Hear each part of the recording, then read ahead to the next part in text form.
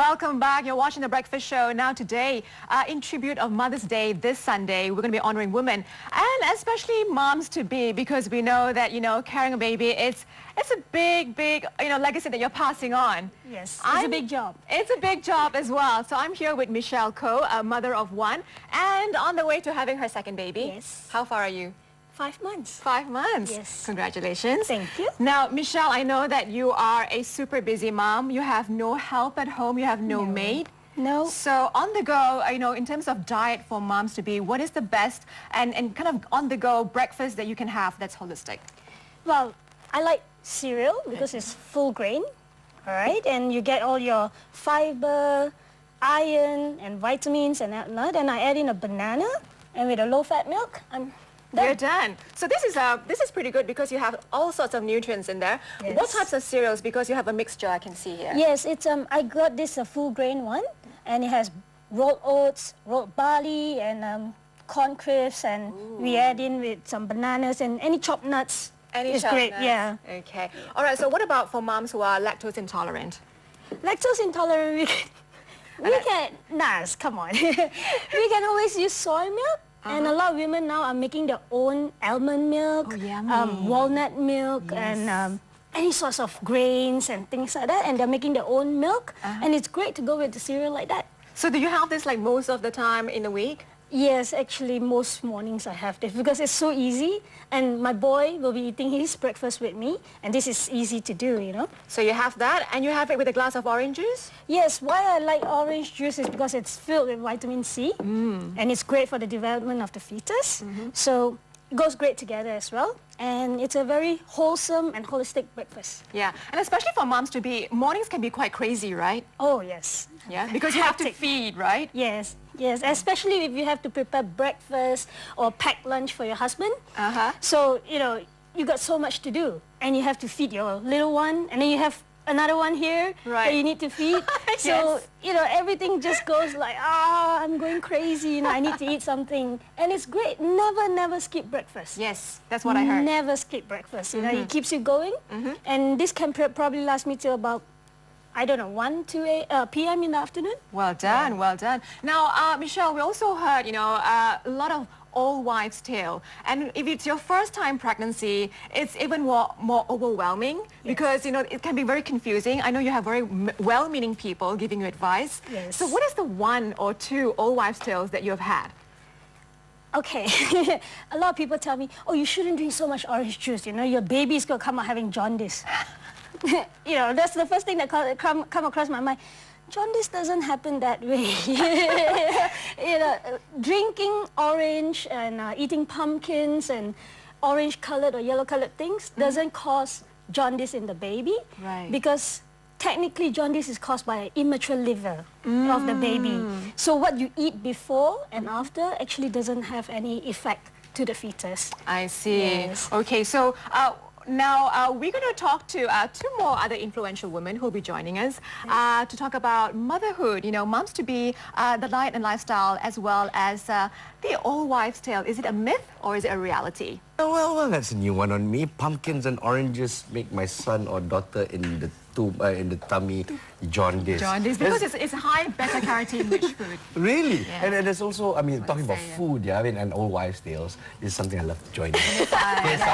Someone told me, hey, your wife, make sure she drink a lot of soya bean, then your son or daughter should fare. And the skin very nice. Yeah, skin very nice. Exactly. So we'll discuss about how true some of these old wives' tales are. Okay, first of all, let's talk about, and both Malay and Chinese culture, I'm unfamiliar with Indian culture though, of cooling food and heaty food.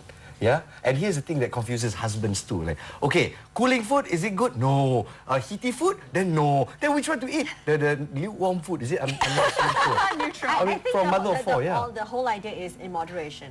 Whatever it is you're taking, take it in moderation. Even though something is really good, like milk is really, really good, if you take it all the time, pun tak baik juga. So you just have to moderate. Balance it. Yeah. So you feel like old wives' tales are just to moderate things. I think all wives' tales are to encourage certain things to happen. For example, because milk is white color, kan? So if you don't say that, if you don't drink milk, how do you force milk on another woman nice? Milk, your baby will be white and the skin like the milk. So you feel like, okay, I drink even though I hate it, Yeah. So Because I also understand when women, they go through pregnancy, there's cravings and all that. So let's say you crave strawberries, you want to eat strawberries all the time. I crave durian. Durian? Me too. Hey, that one said cancer. Awesome, right? And I don't eat durian ever until I got when you're pregnant twice. And that was the only time I ate durian. Oh, it's the season for durian like that. Huh? Yeah. But that's supposed to be not bad for you as well, durian. I mean, how can you stop classified yourself as when you're craving heaty. it? Right. It's classified as heaty, Just but don't take too much. Of anything. One or two, it's good enough. It's okay. Right. I don't To do it satisfy every day. your craving, Yeah. right? Now, ladies, you are all experienced mothers. Yasmin, you are a mother of two. Ngayin, four kids. Now, we know one thing that Combined. makes women's mind is putting on weight during pregnancy, all right? So that kind of gives you the stress. Now, how do you deal with it coming out like that? See, all these 4 kids. Yes. Oh my God. What is your diet and lifestyle, tip that you can actually give away here? I think, again, nothing excessive. Seriously, nothing excessive. For me, when I'm pregnant, I really tell myself I'm not eating for 2. And I work just as hard, if not harder than before, Oh, wow. in work and all that stuff. I catch up. I make sure I have enough sleep, enough this, enough that. And then the rest of the time I'm working. So that kind of kept me in check for quite a fair bit. Yeah. Running around, I mean, are you skinny this way because you run around? I was chasing kids? skinny like this before I got pregnant, but I actually enjoyed the weight gain because I never saw myself having that Full body? excessive flesh. Yeah. Things were at the right places, and I was struggling to get things in the right places in the For a first long place. time, right? Yeah, but what what kept me back in shape was actually breastfeeding. I breastfed all my children for about 2 years, 2.5 years. So, Excellent. So and that helps, yeah? that really helped because I thought it was just stuff that I read on the, of books, as you've got like this deck. But in 3 months, I could actually fit back a lot of my Wow, clothes. did you work out? No, I've not Yeah, worked out. breastfeeding is amazing. Yeah. It's like working out. It's Then. the natural body. it's Yeah. better On than bed. working out. Yeah, it's the Actually, it's natural really way, right? tiring and it's painful. It doesn't look like the pictures that you see for the first 3 months anyway, but the results is amazing. So that kept you going for Yeah, quite a every time while. you breastfeed, you can feel the contractions. Yeah, straight away. Yes, You yes. feel the tightening. So first-time mothers out there, I mean, breastfeeding is definitely encourages. You can feel the contraction of your uterus when the baby breastfeeds. Yeah, it's a Yes. natural process. But how much weight is a woman supposed to gain? What's the safe zone, Michelle? Safe zone. Well, technically, a lot of doctors say, in the first 6 months, Eat whatever you want.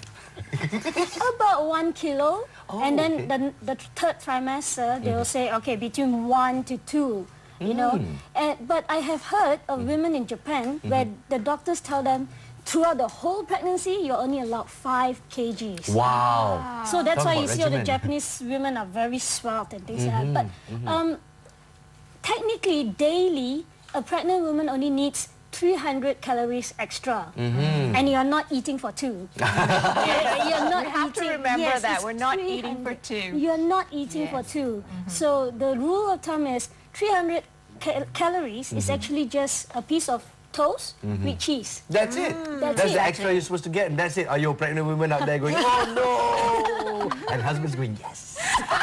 So is there one tip, looking back into your pregnancy days, that it gave you a healthy baby, it gave yourself a healthy self back, and smart kids? Is there something that you can share being experienced mothers? What is that one pantang that you guys actually follow?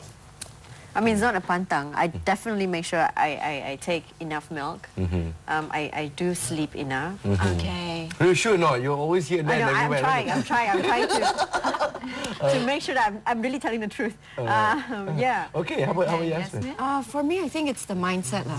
I think sometimes you talk about development of a child, you've got to resonate, the mother has to resonate positive vibes to the child. I mean, this is probably not scientific at all, but I believe if you've got good thoughts, good eating habits within you, then the child should be all right. I mean, things like talking to your baby, even though it's not out yet, or singing, I did that a lot. It kept me sane as well. Oh, I miss that. It's quite nice for a family to come together to do that as well. Michelle, how about yourself? Well, actually, a lot of people actually ask me, so Michelle, tell me, what can I take to make my child extra smart? So for me, it's, you know, it's so much that you can do, you know, and it's also the whole holistic nurturing after the child is out, you know, but I do tell them, well, you know, a lot of omega-3 fatty acids are good for the development of the brain, but it doesn't, you know, I'm not going to tell you that your child is going to come out being Albert Einstein. You know, it's not true. And what if he's not? And then are you going to come back to me? Basically, the right supplements as well when you're pregnant. Yeah, we're running out of time. Thank you so much, ladies, for sharing. Thank you. Yeah. We didn't have enough time to explore the myth and reality, but we'll do that some other day. Very okay? good. And I'm more encouraged right now. And of course, to my wife at home, be careful and beware. Number 3 is on the way. Scary. We're going to take a quick break here on The Breakfast Show. Stay tuned. We'll be right back.